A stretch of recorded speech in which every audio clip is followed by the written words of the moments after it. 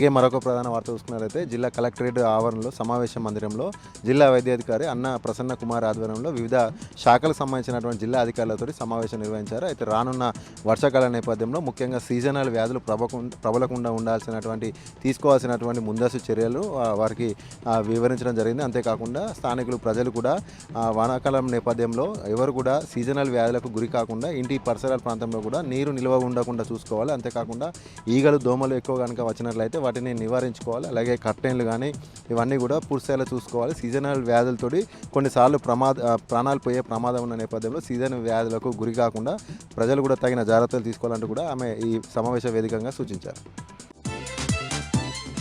అలాగే మరొక ప్రధాన వార్త చూసుకున్నట్లయితే ఓదెల మండలం పొత్కపల్లి గ్రామంలో ఉన్నటువంటి పోచమ్మ ఆలయంలో ఉన్న పోచమ్మ విగ్రహానికి ఎదురుగా ఉన్నటువంటి పోతలింగన విగ్రహాన్ని ఎవరో గుర్తు తెలియని వ్యక్తులు ధ్వంసం చేశారు. అయితే నిన్న రాత్రిపూట ఎవరైనా ఆకతాయిలు మధ్య మత్తులో చేశారా లేకుంటే కావాలనే చేశారనే కోణంలో పొత్కపల్లి పోలీసులు అయితే దర్యాప్తు అయితే కొనసాగించడం జరుగుతుంది.